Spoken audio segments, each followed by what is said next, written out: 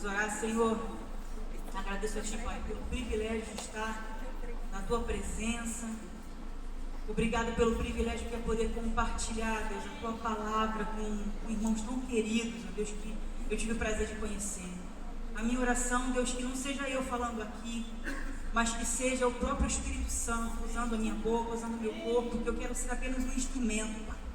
Quero ser um canal do Teu fluir. Eis-me aqui, usa-me a mim, com as minhas limitações, o que eu sou. Tu me conheces, Tu sabes que sem Ti não sou nada e não posso nada sem Ti, Deus. Eu me humilho diante da Tua presença e clamo, usa a minha vida. Em nome de Jesus, eu oro para que o roubador da boa semente seja repreendido nesse momento. Nós repreendemos toda a artimanha do diabo que quer distorcer a Tua palavra e impedir que esta palavra seja implantada no nosso coração e produza fruto. Em nome de Jesus, amém. É um privilégio estar aqui. Falei ontem com as irmãs que estavam na parte da tarde e estava falando com a pastora Sandra, com a pastora Meire, que é uma honra para mim subir no mesmo púlpito que mulheres tão cheias do Espírito Santo, que me inspiram tanto. É uma honra para mim, aprendo com vocês, é uma inspiração, vocês são inspirações para mim. Eu tive o prazer de conhecê-las no congresso lá do Sertão, tive a honra de ser convidada. Eu falei, gente, me convidaram. E me senti honrada quando eu falei, gente, estou subindo no mesmo altar com mulheres tão cheias de Deus, mulheres de oração. Como Deus falou no meu coração através da palavra da pastora Meire e da pastora Sandra, quanto fervor, né? Quanta paixão. É legal quando a gente vê, né, a obra de Deus sendo feita não só pro forme, porque quantas vezes a gente faz pro forme, né? A gente faz o louvor pro forme, a gente prega pro forme, mas quando a gente faz com paixão, aquilo traz vida, né? Quando você faz com as suas próprias vísceras, você vê que o teu sangue está ali naquela mensagem. E eu vi isso ontem. Quanta paixão, né? Quanto tempo de dedicação, de oração, de amor, de paixão pelo Espírito Santo. E vocês me inspiram, é uma honra estar aqui. E nessa manhã eu vou dar continuidade à mensagem que a gente começou ontem, buscai a santidade. E como a pastora Meire estava falando comigo ontem, como é difícil esse tema. Parece fácil, mas é difícil. Falar sobre santidade é difícil, porque existem extremismos, né? A gente pode trabalhar santidade, mas usando, de certa forma, um contexto legalista, e não é isso que a gente quer. Ou a gente pode falar em santidade usando um contexto permissivo, que também não é o que a gente quer. O que a gente quer é o equilíbrio da palavra de Deus, né? Eu comecei ontem com uma ilustração que eu queria trazer hoje, já que tem alguns irmãos que não estiveram ontem aqui. E uma metáfora bíblica que Jesus utiliza para falar sobre a caminhada cristã, que é a porta, o alvo e o caminho. Jesus diz, eu sou a porta, né? Quem entrar por mim entrará e sairá e encontrará pastagem. E ele diz também, a porta é estreita, a porta que conduz à salvação é estreita, o caminho é estreito e são poucos os que passam por ela. Então Jesus usa a metáfora da porta para falar sobre o momento da conversão. Quando nós nos convertemos, quando nós confessamos a Jesus como nosso Senhor e Salvador, nós entramos pela porta. E o momento da conversão é algo instantâneo, é automático. Eu creio em Jesus, confesso Ele como meu único e suficiente Salvador. Naquele momento, estou salvo, me converti. É algo instantâneo. Agora, há diante de mim um caminho que me conduz ao alvo. O meu alvo é Cristo, o meu alvo é a soberana vocação em Cristo Jesus. E há diante de mim um caminho, e durante todo esse caminho existe um processo de crescimento, um processo de amadurecimento, com vistas a nos tornar cada dia mais semelhantes a Jesus. Então, embora a conversão seja um ato instantâneo, a santificação, ou seja, o aperfeiçoamento do cristão é algo gradual, paulatino. É um processo. E quando a gente nasce de novo, nós somos bebês, como a Bíblia diz. Nós temos que tomar o genuíno leite espiritual. E à medida que nós crescemos, nós podemos tomar alimentos sólidos, vamos nos amadurecendo. E o amadurecimento significa estar cada dia mais próximo do modelo de Cristo. Eu falei isso ontem. E também falei que a santidade, quando a Bíblia fala sobre santo, sobre santificação, existem dois aspectos que a gente precisa considerar. Há um aspecto inicial, no momento que eu passo pela porta, no momento que eu me converto, eu confesso a Jesus, o meu único e suficiente Salvador. A Bíblia diz que eu sou santo.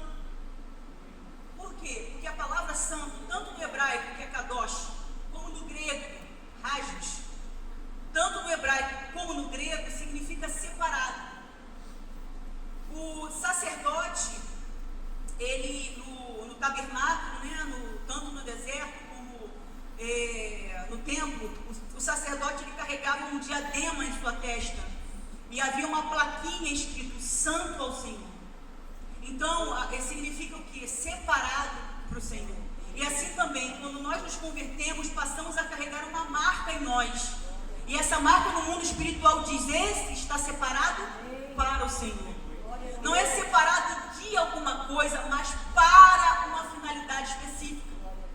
Então, quando você aceita Jesus, você passa a carregar, tal como um sacerdote no templo, uma plaquinha no mundo espiritual, um diadema na tua testa e uma placa escrita Santo ao Senhor. Então, nós somos separados para a glória de Deus. Agora, antes você vivia de acordo com seus próprios pensamentos, antes você vivia para satisfazer seus próprios desejos, mas no momento que você se entrega a Cristo, você passa a viver com uma finalidade específica de adorar a Deus, consagrado ao Senhor. Você sai e se afasta do que é profano. Você não é mais, como Cristo falou para Pedro, não considerar impuro o que eu purifiquei. Ou seja, você não é mais profano e impuro, porque você foi lavado pelo sangue de Cristo, você é um santo. Amém. Os santos do Senhor hoje de manhã podem dizer aqui amém? Amém. Mas aí você pensa assim: calma, como é que eu sou santo? Sou santo nada. Estou cheio de falta. Às vezes eu sou orgulhoso. Quando eu brigo com a minha esposa, ou quando eu brigo com meu esposo, eu tenho dificuldade de pedir perdão, de reconhecer meus erros. Meu problema é que eu sou orgulhoso. Poxa, eu estou cheio de erros, com as bolinhas que a pastora Meire trouxe ontem aqui, numa ilustração muito bacana. De vez em quando eu tenho dificuldade de ser sincero, mas é uma mentirinha só para não magoar. Ou então eu tenho dificuldade de ser fiel a Deus nas minhas finanças. Eu tenho dificuldade de ser generoso. Eu sou apegado ao dinheiro. Tive muita dificuldade de conquistar o que eu conquistei, então eu sou apegado ao dinheiro. Confesso que tenho dificuldade de dispor do que eu tenho. É o pecado da avareza. E aí você pensa: como eu posso dizer que sou santo se eu olho para mim? Às vezes, estando na rua, passa uma mulher bonita e eu olho com uma intenção impura, como diz a Bíblia. Como é que eu sou santo se eu olho em mim, nos meus membros, uma outra lei? Quando eu olho em mim e vejo tantas imperfeições, tantos pensamentos errados. Às vezes um pensamento ruim em relação a um irmão, em relação a uma pessoa. Às vezes, olha quanta ira. Então você pensa: como eu sou santo? A questão é a seguinte: nós somos separados, nós fomos separados para Ele. Nós carregamos na nossa vida uma marca que diz Santo ao Senhor, mas isso não significa que somos perfeitos, porque cada um está aqui numa fase desse processo de crescimento e amadurecimento. Pode ser que você aqui seja recém-convertido e você é um bebê na fé, então você ainda é carnal. A Bíblia diz que Paulo falou aos Coríntios: não posso falar com você como a espirituais, porque vós sois carnais. Não existem contendas no meio de vocês, não existem divisões no meio de vocês, nisso vocês são carnais. Então o carnal é aquele que é dominado pelos seus 5 sentidos, mais alma. A carne é o quê? É a alma mais o nosso corpo, que tem um contato com o físico. Então a nossa carne é aquilo que está ligado ao que a gente vê, ao que a gente ouve, ao que a gente toca. Então o carnal é aquele que é imediatista, o carnal é aquele que é ligado ao que vê, ao que sente, às sensações, às emoções. E à medida em que você vai crescendo espiritualmente, você vai, pelo Espírito, mortificando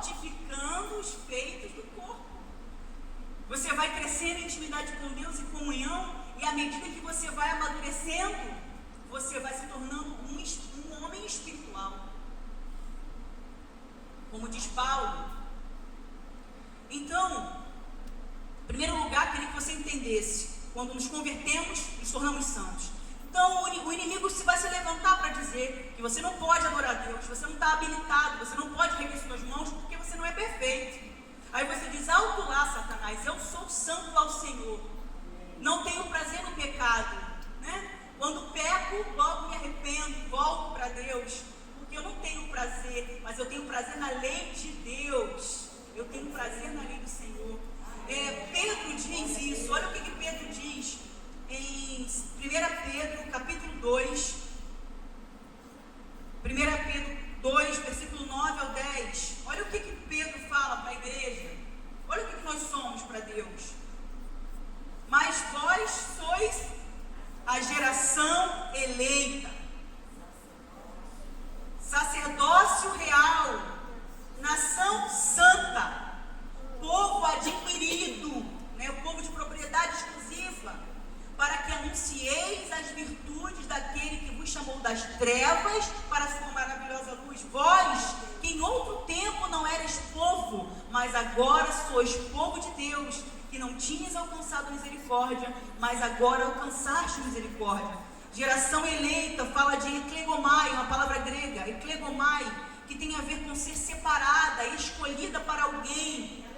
O sacerdócio real, nação santa, são os povos de propriedade exclusiva. Então, ser santo é no sentido de ser exclusivo. Deus não nos divide com ninguém, por isso que nós somos santos para Ele. Agora, eu queria nessa manhã falar sobre esse processo de santificação. Ontem eu tratei sobre a santificação inicial, que nós somos santos ao Senhor, mas há uma santificação que é progressiva, que acontece a cada dia e que vai depender da associação de Deus, da ação de Deus com a minha própria ação.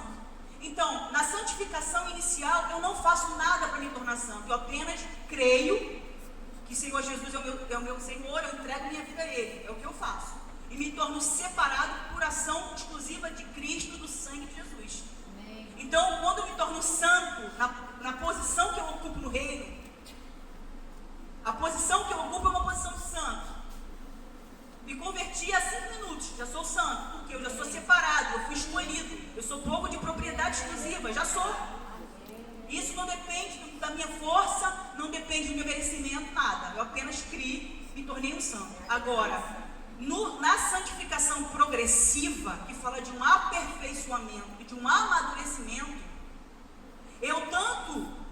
há tanto um aspecto passivo como um aspecto ativo. Ou seja, há coisas que Deus faz para cooperar com a sua santificação, mas existem muitas outras coisas que faz sou eu e você, para cooperar com esse processo de santificação. O que é santificação progressiva? É um processo de adaptação de uma realidade já existente, porque nós já somos em Cristo, e pelo qual nós vamos nos tornando a cada dia mais semelhantes a Jesus em tudo que fazemos. A santificação progressiva é um processo que visa nos tornar cada dia mais parecidos com Jesus. É uma obra progressiva da parte de Deus, mas com a cooperação do homem, que nos torna cada vez mais livres do pecado e semelhantes a Cristo na nossa vida presente. E como foi dito ontem, eu vou repetir algo que nós não podemos separar desse processo de santificação, que é uma coisa que a gente chama de renovação da mente. O processo de renovação da mente. Em Romanos 12:2, Paulo diz assim aos romanos: não vos conformeis com este século. Ou seja, não vos amoldeis ao modo como este mundo pensa, vive e age. Não deixe que o mundo molde o teu caráter. É isso que quer dizer, não vos conformeis. Não tomeis a forma, essa forma decaída, essa forma corrompida do mundo. Não vos amoldeis a este mundo, mas transformai-vos. No grego de essência de dentro para fora, mas transformai-vos como? Pela renovação da vossa mente, para que experimenteis qual seja a boa, agradável e perfeita vontade de Deus. Então, nós estamos inseridos dentro de um mundo corrompido. Nós estamos inseridos dentro de um texto, deste século, de um mundo corrompido. Mas o mundo já era corrompido na época de Paulo, Se nós formos pensar em Império Romano, tanto na cultura grega como na cultura romana, havia homossexualidade, havia pederastia, havia todo tipo de prática imoral, havia as prostitutas cultuais, que eram as mulheres que se prostituíam no templo. Então o mundo já era corrompido. A gente tem essa ideia, nossa, o mundo piora cada vez mais. Claro, sim, o mundo vai de mal a pior, porque o mundo já é de maligno, mas o mundo já era corrompido desde a época de Paulo. Então quando a gente não precisa se preocupar, a gente fica assim, nossa, mas nós estamos inseridos numa sociedade tão decadente, nós estamos inseridos num mundo tão corrompido, o que nós temos que fazer? Vamos tomar o poder, porque nós temos que mudar o mundo. Não foi para isso que Jesus nos chamou, para mudar o mundo. Jesus disse, Pai, eu não vos peço que os tire do mundo, mas que os livre do mal. Paulo falou, olha, vocês vão resplandecer como luzeiros, e vocês serão santos, inculpáveis e irrepreensíveis no meio de uma geração pervertida e corrupta. Então, o que a gente precisa fazer não é se preocupar se a geração no meio da qual nós estamos inseridos é pervertida ou corrupta, mas o quanto nós estamos deixando que essa geração pervertida e corrupta, que essas ideias e esse modo, estilo de vida, molde o nosso caráter. E é muito fácil nós falarmos disso e pensarmos logo na questão da imoralidade sexual, porque parece que todo pecado é da moralidade sexual. Não, gente. A falta de amor é um traço que Jesus disse que definiria os últimos dias. Nos últimos dias o amor de muitos esfriaria. Então talvez a forma como hoje nós nos amoldamos ao mundo é na falta de misericórdia, é na falta de compaixão com o necessitado, com o carente, é a falta de perdão, é a falta da mão estendida para levantar o caído, é a falta do amor pelas almas perdidas, como a nossa irmã falou aqui, o amor pelas almas perdidas. Será que a gente tem perdido o amor pelas almas, pelas pessoas que se perdem? Então isso tudo fala de um esfriamento, o amor de muitos esfriaria, porque, quem sabe, nós estamos deixando que a maldade do mundo molde o nosso caráter, na falta de misericórdia, na falta de compaixão, na falta de perdão, no olho por olho, dente por dente, bateu, levou, está tendo o que mereceu. Se nós tivéssemos tudo o que nós merecêssemos da parte de Deus, talvez não tivesse ninguém aqui, já teríamos todos fulminados. Não é verdade? Então, não deixe que o mundo molde o seu caráter. Tenha como modelo o caráter de Cristo. No meu lugar, o que faria Jesus? No meu lugar, Jesus estaria onde? Ele estaria se preocupando de almoçar com quem, Jesus foi julgado. Vosso mestre come com prostitutas e pecadores, não lava as mãos. Os judeus eram cheios de regras. Os judeus, além da lei, os rabinos, eles fizeram pela prática do tempo um conjunto de regras que nem estavam na Bíblia, que era a tradição dos anciãos, que se somava, e eles achavam que aquilo era mais relevante do que fazer a própria vontade de Deus, cumprir a vontade dos homens. Então, falar sobre santificação é falar de não permitir que toda essa corrupção do mundo molde o meu caráter. Porque eu gosto de falar, quando eu falo sobre renovação da mente, que a nossa mente é como se fosse uma massinha. Quem já brincou de massinha aqui? Eu já brinquei, brinco direto. A minha brincadeira preferida com peso. Pena que ele não gosta. Quer brincar de pique, quer brincar de se esconder, só brincadeira de cansado. E eu gosto de brincar de massinha, de desenhar, tentar. Então, como é que é a massinha? A massinha é igual a Regina, ela é molinha.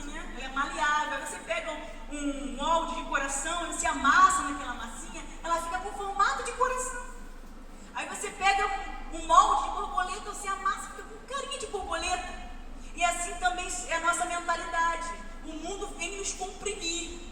O mundo nos comprime de todos os lados, porque ele quer transformar a nossa mente, o nosso caráter, naquela forma ali, corrompida. E o que a gente precisa fazer todos os dias? Não, eu vou transformar, eu vou viver transformação através da renovação da minha mente, para que eu possa experimentar a boa, agradável e perfeita vontade de Deus. E a gente transforma a mente como? Todos os dias, meditando na palavra. Ontem a pastora Meire trouxe um exemplo incrível, falando que a água é a palavra. Jesus diz isso: vós estáis limpos pela palavra que vos tenho dito. Né? Jesus disse isso para Pedro, porque Pedro falou: Jesus, então tá. Jesus falou: vou lavar seus pés. Não, no meu pé ninguém lava não, você não vai lavar não. Aí depois que Jesus explicou, ele falou: então lava logo minha cabeça, lava logo tudo. Não, calma aí, Pedro, vós estáis limpos pela palavra que vos tenho dito. Então a palavra nos limpa. Agora, é interessante a gente entender que para que a palavra possa, de fato, entrar no nosso espírito, a gente precisa usar o que a gente chama de meditação na palavra. É mais do que a leitura. Que a leitura é até uma coisa mais fácil. Tu está parado ali na fila do banco, tu pega ali a Bíblia e começa o quê? Vou ler: o Senhor me pastor, nada me faltará, Ele me faz repousar em paz verdejante, guia-me junto para as águas de descanso, refrigera minha alma, guia-me mansamente. Aí você vai, tal. Mas o que é meditar? Meditar é parar naquele versículo, imaginar a cena ali por trás, né? Como a pastora Sandra falou: Jesus, eu estou lá na multidão. Ela entra no texto bíblico e vê ali a mulher do fluxo de sangue. Estou ali na multidão, estou vendo ela caída, Jesus está na frente. Todo esse processo de imaginar também está dentro do contexto de meditação. Quando a Bíblia usa o verbo meditar, no Velho Testamento, no hebraico, existem várias palavras que estão dentro dali daquela palavra meditar. Uma delas é imaginar, sabia? Imaginar, murmurar. Eu tenho essa mania, porque às vezes eu sonho com o versículo e eu fico assim, eu sonho com o versículo, fico o dia inteiro assim. Essa noite eu sonhei com aquele texto, diz assim: se pelo Espírito mortificardes os feitos do corpo, certamente vivereis. Aí eu acordei com essa palavra na minha mente: se pelo Espírito mortificardes os feitos do corpo, certamente vivereis. Eu fico assim, balbuciando a palavra: se pelo Espírito. Isso é meditar. É quando você fica com aquele texto encasquetado na tua cabeça o dia inteiro. Aí tu para e fica assim: aquele que habita no esconderijo do Altíssimo, que descansa à sombra do Onipotente. Onipotente, porque pode todas as coisas, Deus que pode todas as coisas, pode o impossível. Eu descanso. Será que eu estou descansando à sombra do Onipotente? Será que eu estou repousando debaixo das asas do El Shaddai? E se meditar é mais do que ler 15, 20, 30 versículos por dia, né? É você parar, se deter em 3 versículos e falar: o que significa isso? Então esse processo de meditação é quando você se apropria do texto bíblico e traz ele para dentro do teu espírito. Você faz aquele texto bíblico ficar incrustado, né? Igual não, quando você pega uma joia e coloca um diamante, fica incrustado. Então quanto mais preço dentro do teu espírito, melhor. Porque aí, quando você passar por uma situação, aquela palavra te vem à mente. Quero trazer à memória o que me traz esperança. O que você precisa trazer à sua memória? A palavra. Ele disse que Jesus é o mesmo ontem, hoje e será para sempre. Ele curava antes, então ele cura hoje. E vai curar para sempre. Eis que estarei convosco todos os dias, até a consumação dos séculos. Não estou sozinho. Pode parecer que eu estou sozinho, mas não estou. Então tudo isso a gente consegue através do processo de meditação. Então não há como experimentar a santidade sem renovar a mente.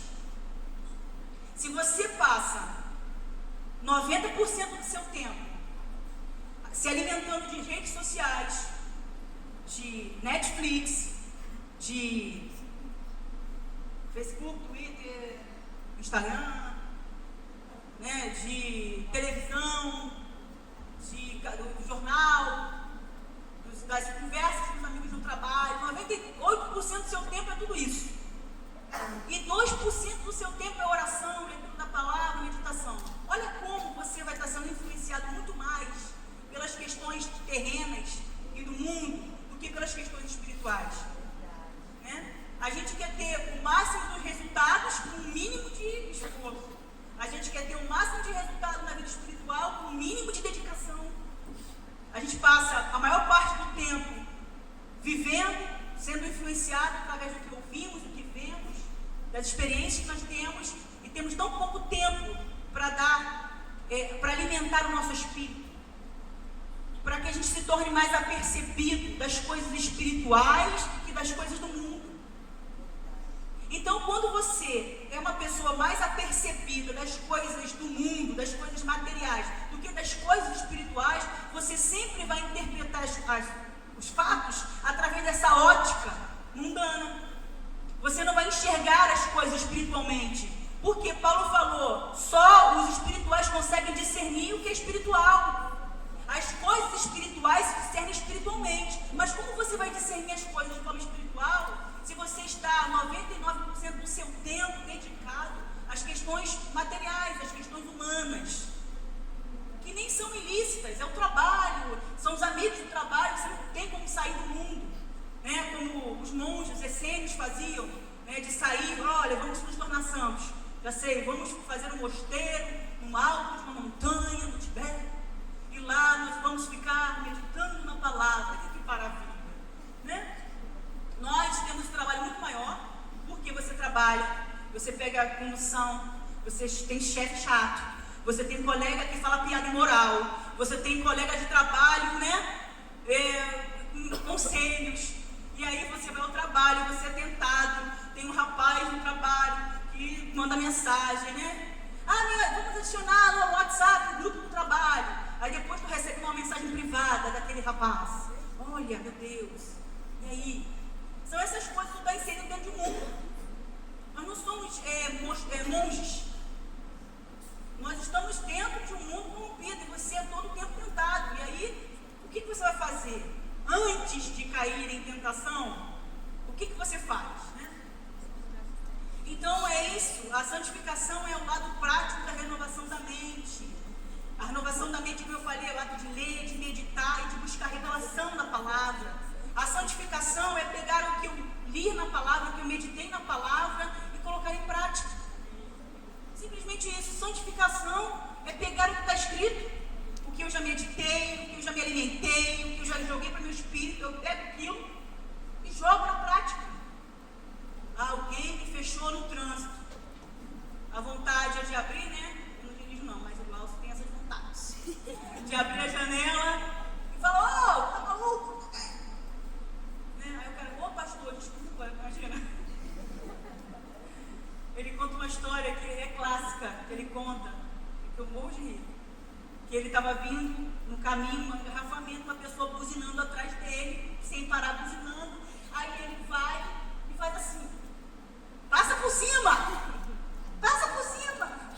Aí o cara não parava de buzinar, o cara emparelhou com ele, aí abriu a janela, ele abriu, já ia. Aí o cara, desculpa cara, tua porta está aberta. Ou seja, passou vergonha à toa. Se tivesse, né, naquele momento mais espiritual, é discernir espiritualmente. Quantas vezes são pequenas coisas, né? Sei lá, um exemplo bobo no trabalho, né? Às vezes tem uma geladeira comunitária aí, você leva o seu lanche. Alguém vai e come o seu lanche, sei lá. Imagina, você chega na cozinha e faz aqueles... Ele pegou meu iogurte lá de tosse! Eu não posso beber qualquer iogurte, não tenho alergia! Né? Aí você faz aquele escândalo. Imagina, né? Eu sei que são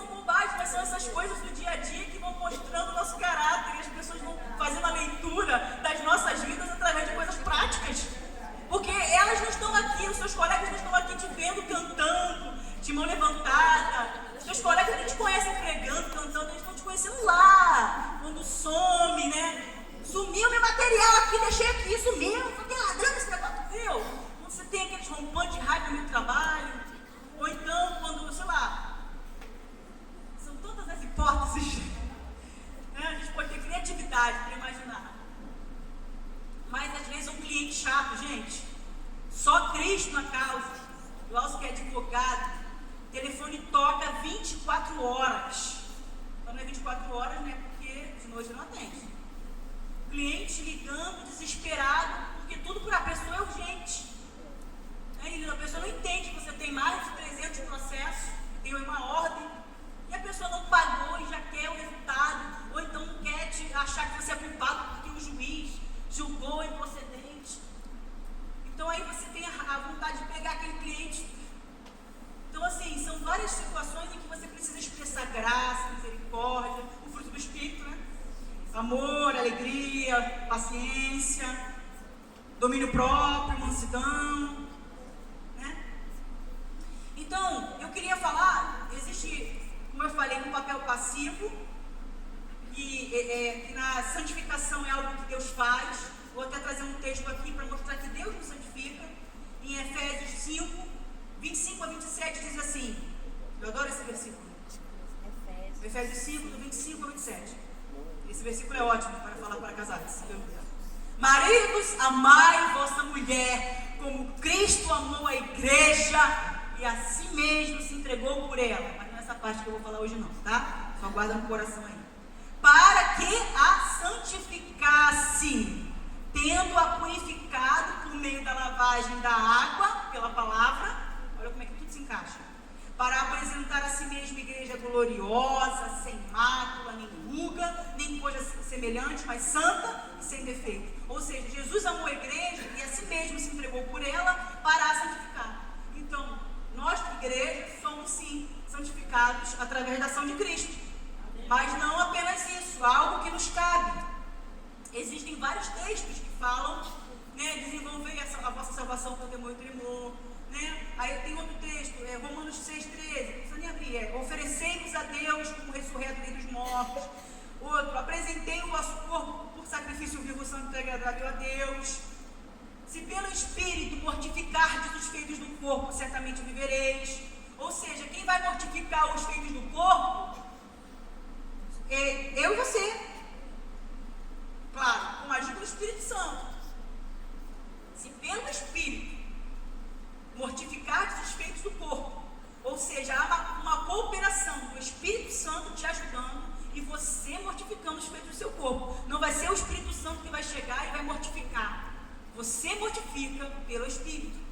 Então, é o aspecto passivo e ativo. E hoje eu queria trazer um exemplo bíblico. A pastora Meire me deu uma dica ontem. Por que você não traz um personagem que viveu uma santificação, né, para você? E Deus me deu essa manhã uma lembrança. Aí eu queria abrir em Daniel 1, versículo 1. Daniel, um caso clássico, né? Um exemplo incrível de um jovem que decidiu não se contaminar. Daniel 1 diz, no terceiro ano do governo de... Eu estou lendo, gente, na King James, tá? Na versão King James, então tem umas coisas meio diferentes. No ano... eu estou pensando que isso não é muito, né? No terceiro ano do reino de Jeoaquim, rei de Judá, o rei Nabucodonosor, proteja meu filho, isto é, Nabucodonosor, isso tudo para falar Nabucodonosor, imperador da Babilônia, atacou a cidade de Jerusalém e a sitiou. Então Adonai, o Eterno, entregou a Jeoaquim, rei de Judá, e toda a cidade, cativos nas mãos de Nabucodonosor. Até alguns dos utensílios sagrados da casa de Deus, do templo, foram sequestrados e levados para o templo do Deus de Nabucodonosor, nas terras de Siná, isto é, na região da Babilônia, e os depositou reverentemente na casa do tesouro da sua divindade.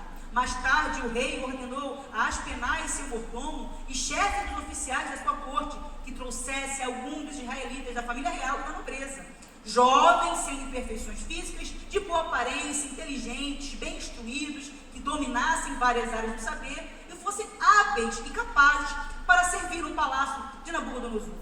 Ele próprio ficaria encarregado de lhes ensinar o idioma e a cultura dos caldeus babilônicos. O rei designou-lhes uma porção diária das melhores iguarias de sua mesa e do vinho que ele mesmo bebia. Eles passariam por um período de treinamento que levaria 3 anos e depois disso estariam habilitados para servir ao rei. Entre eles estavam alguns jovens vindos de Judá, cujos nomes em hebraico significavam: Daniel, significa Deus meu juiz; Ananias, Yahvé é misericordioso; Misael, ninguém se compara a Deus; e Azarias, Yahvé é meu socorro. O chefe dos oficiais, entretanto, deu-lhes novos nomes. Olha só. A Daniel chamou Beltesazar, que em babilônico significa Bel, proteja a sua vida, ou seja, um deus lá, babilônico. A Ananias chamou Sadraque, amigo do rei. A Misael chamou Mesaque, quem é como Deus Lua. E a Azarias deu o nome de Abednego, servo do Deus Mercúrio. Daniel, porém, decidiu no seu coração não se tornar impuro, consumindo as iguarias do rei, nem com vinho especial servido à mesa, e solicitou ao chefe dos oficiais permissão para se abster daqueles alimentos. E Elohim fez com que o chefe dos oficiais fosse bondoso para com Daniel e demonstrasse consideração por ele. Vou parar aqui. Olha que interessante. Daniel foi levado cativo para a Babilônia, para o exílio na Babilônia, e como ele era o nobre, né, ele era alguém da nobreza, era um rapaz culto, inteligente, de boa aparência, ele foi selecionado com outros jovens para servir ao rei.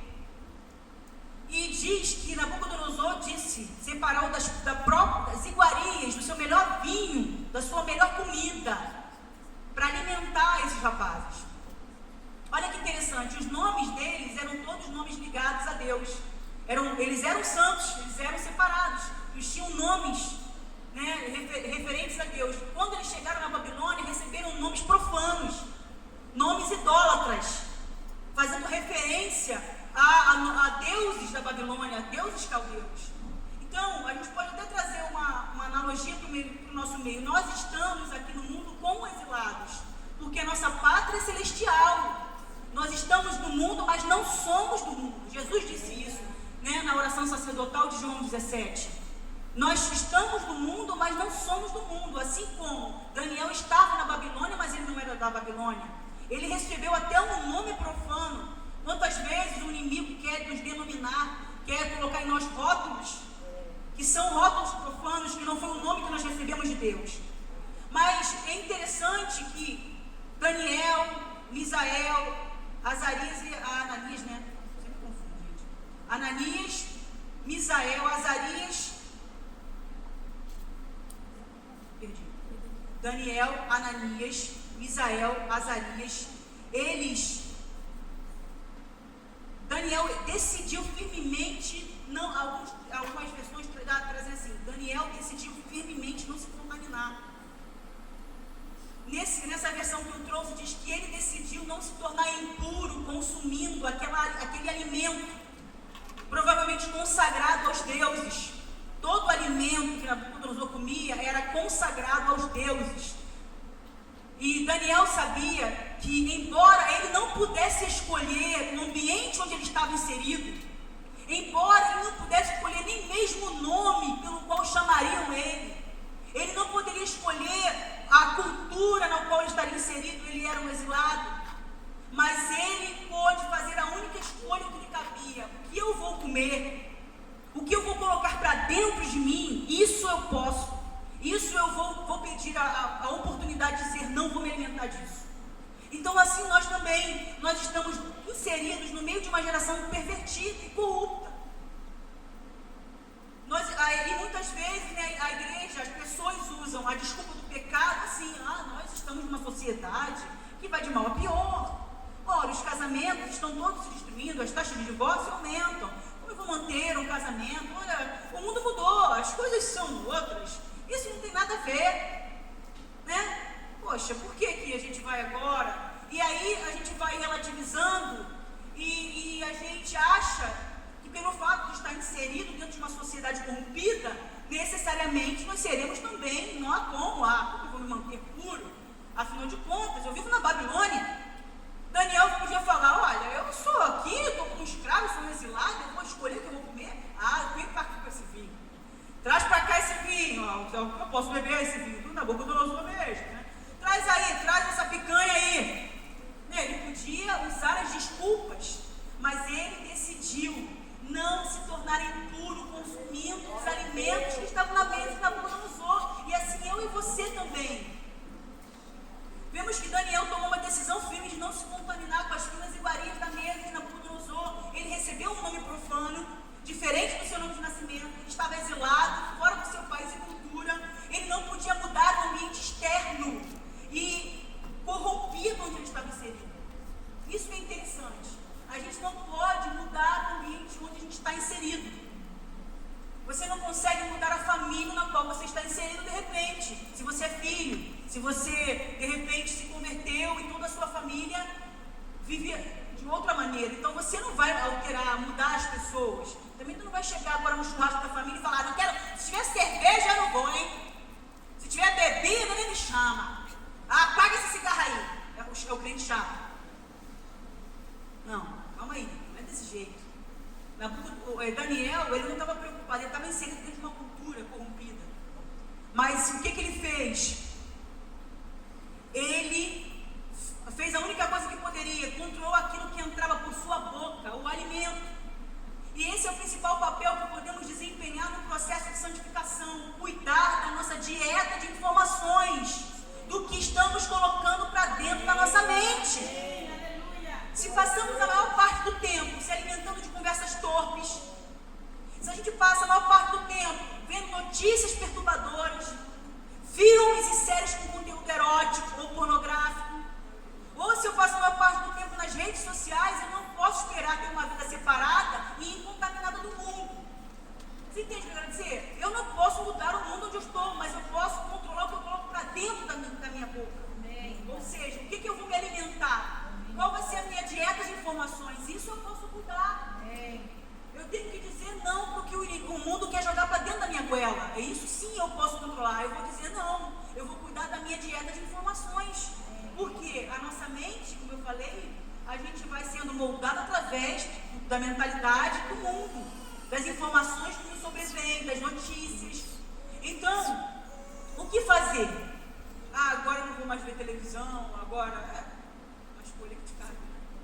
não, mas você fazer uma seleção. Até onde eu posso ir? Estou assistindo, tenho problemas na área sexual. Tem pessoas que são viciadas em pornografia. A pessoa se converteu ou estão dentro da igreja, ela é viciada em pornografia. A gente sabe que as taxas de vício em pornografia é elevadíssima. A gente foi até num retiro de pastores retrasado passado, falou isso até no meio evangélico, até entre pastores. Existem muitos viciados em pornografia. E aí imagina, se você é viciado em pornografia e você se converteu, você vai continuar assistindo qualquer filme? Ah, não, mas não é pornográfico. É uma série no Netflix. Tá, mas aí você começou a assistir, você já vê que vai começar aquele espetáculo. Você sabe que você tem um ponto fraco naquilo. Você pode fazer, passa rápido, desliga, vai ver outra coisa. Então se você tem problemas com pornografia, não, mas eu não tenho como sem cair nessa área. Cara, mas Jesus falou, o espírito está pronto, mas a carne é fraca, vigiai e orai. É antes de se expor à tentação é que você tem que se salvaguardar. Poxa, eu tenho um problema na área sexual, então sou tentado a adulterar, então eu vou ficar de amizadezinha no trabalho com aquela bonitinha que está falando do marido, que o marido é ruim, que o marido... Então você não vai se expor a esse tipo de coisa. Então é isso que nos cabe no processo de santificação. É antes de cair. É antes de pecar, ter a sabedoria, o que me faz, o que vai me levar a uma prática pecaminosa. Entendeu? Essa amizade, isso aqui não me faz bem. Vamos dizer que você era viciado em cocaína. E aí você se converte, aí você vai continuar andando com seus amigos, nos mesmos lugares onde vão cheirar cocaína, vai estar todo mundo cheirando cocaína ali. Você sabe, a carne é fraca, o espírito está pronto, mas a carne é fraca. Então você sempre vai entender que aquilo é teu ponto fraco. Vai ser seu amigo, serão seus amigos, você vai amá-los, mas certos ambientes vão te levar a cair, a queda. Então você tem que dizer não posso ir a este lugar. Vocês estão compreendendo? Estão comigo aqui? É uma questão prática, gente. Santificação é prático, não é só ficar na teoria. Vamos fazer elucubrações. Isso não é prático. Então, assim como Daniel decidiu não se alimentar das coisas impuras da mesa de Nabucodonosor, escolha também você cuidar da sua dieta de informações, das coisas que você está colocando para dentro da tua mente. Glória a Deus. A Bíblia diz que as más conversações como os bons costumes. Claro, você está no mundo, você tem amigos, colegas de trabalho, você não tem como sair dali. Mas você pode sim evitar certas conversas, se afastar devagarzinho. Não vai recriminar ninguém, mas se levanta. Você viu que aquela conversa ali não vai levar para um lugar favorável, você se levanta, você sai. Então são coisas que você pode fazer na prática. Então, uma outra analogia que eu já ouvi do pastor Luciano Subirá, eu gostei muito. Ele falou que, ele fez uma pergunta: quem beberia uma garrafa de água mineral onde tivesse escrito assim, 98% de água mineral e 2% de água de esgoto? Alguém beberia? Não. E assim, muitas vezes, nós somos diante de Deus. A gente está se apresentando diante de Deus. 90%, 80% de pureza e 20% de esgoto. Né? Às vezes chega até mais, 98% de pureza, 2% de água de esgoto. E aqueles 2% geralmente é um 2% privado, né? É aquela parte que você reserva para você e você mesmo ninguém sabe. Todo mundo te vê na igreja, olha que homem santo. Externamente que mulher santa, mas os 2% ali debaixo do tapete, ninguém está vendo. Mas Deus está vendo. Se a gente está tolerando certas pequenas impurezas, pequenas impiedades, pequenas mágoas, pequenos ódios, né, pequenas insubmissões à liderança, tudo isso vai minando. Coisas pequenas, já larguei o adultério, agora eu não adultero mais, né, já larguei. Mas aí são aquelas pequenas coisas que a gente vai jogando debaixo do tapete e tolerando. Pequenas maldades, pequenas grosserias, né? São coisas que vão eliminando a nossa vida. Então, eu não vou prosseguir não, tem muito esboço aqui, mas eu acho que eu já falei o suficiente para cansar vocês. Então, só queria que a gente refletisse, né? Que de prático eu gostaria que cada um de nós pudesse levar hoje essa mensagem. Existe algo que Deus já fez por nós. Nós já fomos lavados pelo sangue de Cristo, nós já fomos marcados, temos em nós uma plaquinha Santo ao Senhor. Mas agora há algo que me cabe, algo que te cabe. O quê? Cuidar de renovar a mente todos os dias na palavra e cuidar da dieta de informações que você tem colocado para dentro de você. E isso você pode controlar. Deus não vai controlar por você. Isso você precisa fazer. E também o Espírito Santo pode te mostrar. Você pode pedir: Espírito Santo, me mostra na minha vida o que eu estou fazendo que está abrindo essa brecha para eu cair nessa tentação. Esse pecado aqui que eu não estou conseguindo vencer isso aqui. Então o Espírito Santo vai te mostrar. São algumas conversas, são alguns filmes, algum tempo demais dedicado às redes sociais, né? Dizem que as redes sociais, elas são responsáveis por um grande aumento na ansiedade, na depressão das pessoas. Porque nas redes sociais as vidas são perfeitas. Todo mundo está no iate, todo mundo está em Maldivas, todo mundo está em Mykonos, né? Todo mundo está... Quem tem criança está todo mundo rolando, gente. Todo mundo está rolando. Então você está trabalhando, aí você está no sol, e tu pensa: caramba, fulano está em Mykonos, estou aqui. Então as redes sociais, 24 horas, Santorini, caramba. E aí se você passa o tempo todo se alimentando disso, ou de conselhos, né? O coach de conselheiro, né? Você precisa jogar fora tudo que está fazendo mal para você. Já sei, o divorciado do marido é o que me faz mal. Vou cortar o mal pela raiz, né? Então você vai se alimentando. Olha só, dieta de informações, coach, caramba, né? O coach que vai falar como vencer 10 passos para o sucesso. Aí quando tu vê, o cara ficou rico sendo coach, ele mesmo não venceu, né? Então assim, Cuidado com a dieta de informações e o que você tem colocado para dentro de você. E é isso que vai gerar os pensamentos, né? Pensamentos que geram ações, ações que geram hábitos, hábitos que determinam o caráter que determina o destino. Não é? Então, é isso. Eu queria concluir aqui e agradecer mais uma vez a oportunidade. Espero que você tenha sido abençoado como eu fui. E quero parabenizar essa igreja linda, esse povo